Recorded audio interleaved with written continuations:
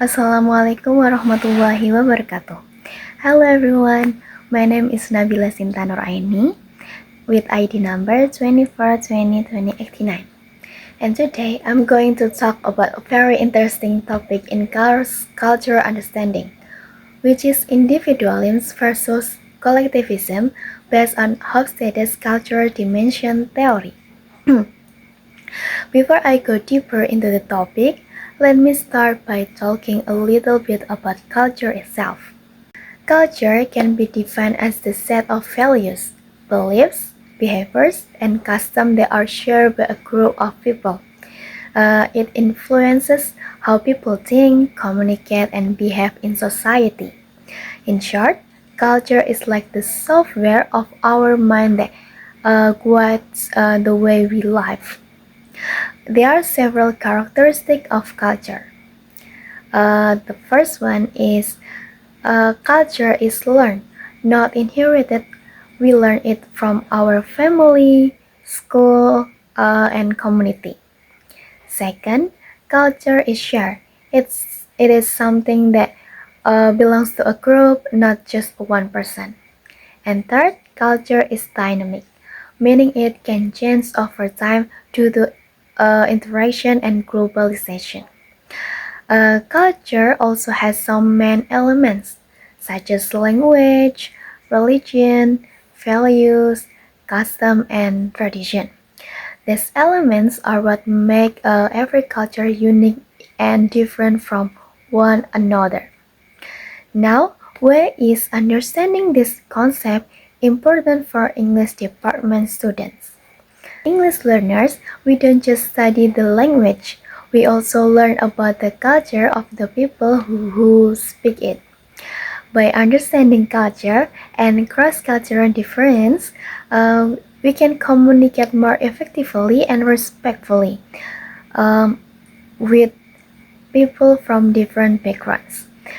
It also helps us avoid misunderstandings, especially when we deal with people from Western countries whose cultural values might be different from ours in Indonesia. So, cross-cultural understanding is not only about knowing English grammar or vocabulary.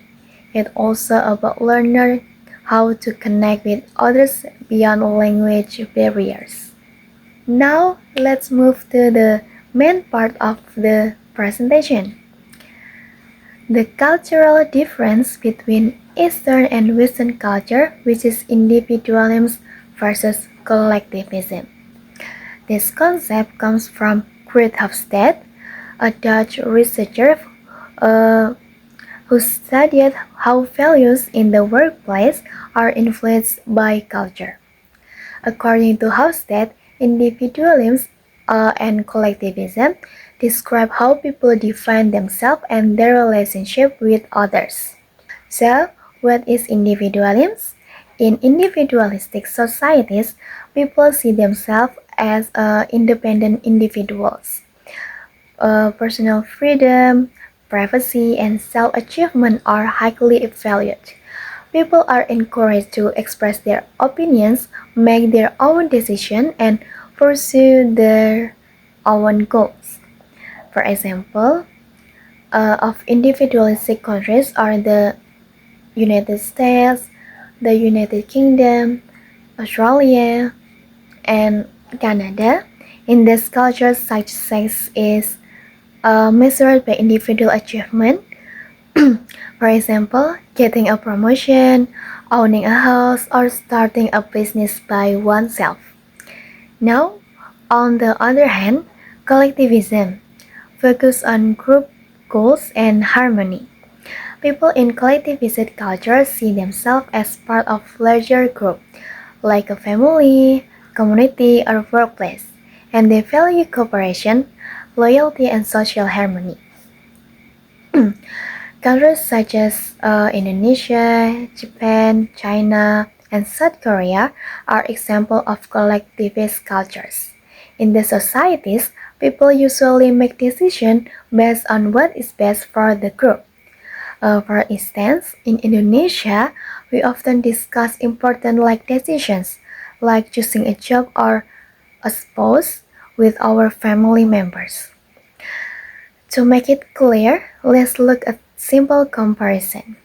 In Western individualistic societies, the word I is used more often. People say things like I think, I want, I decide. Meanwhile, in collectivist culture, the word we is more common. People say we agree or we decide. This small difference in language actually reflects a big difference in mindset.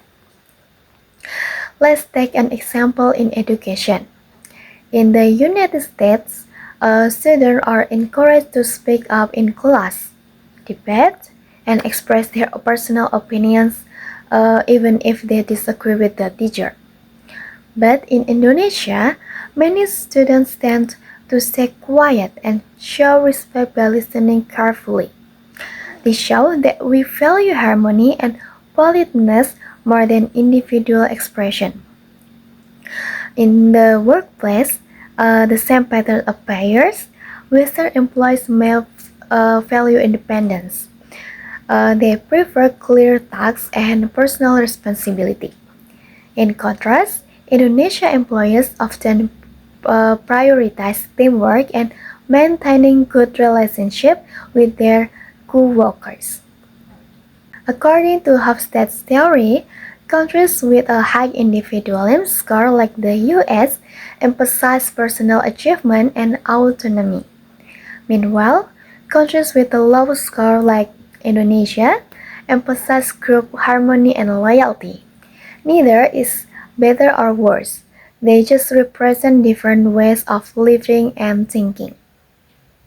However, globalization is slowly changing this balance. In Indonesia, younger generations are starting to adopt more individualistic values. For example, many young people today focus on personal growth, career goals, and self-expression on social media.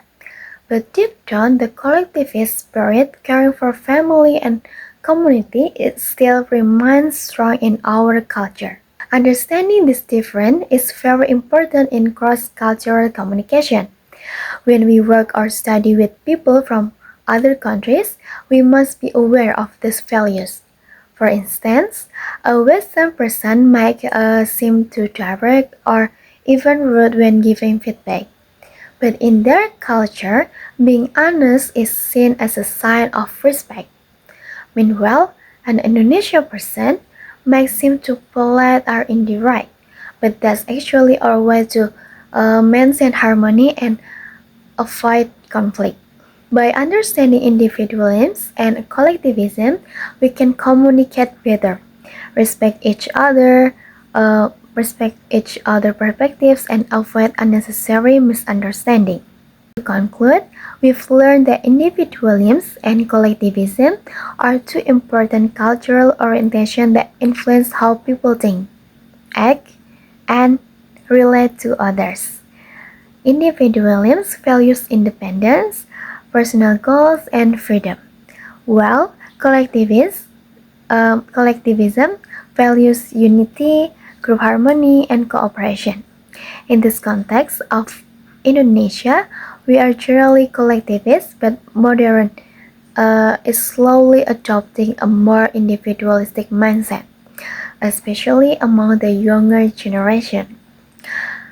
From doing this project, I learned that there is no culture that is better than another. Every culture has its own strength and weakness.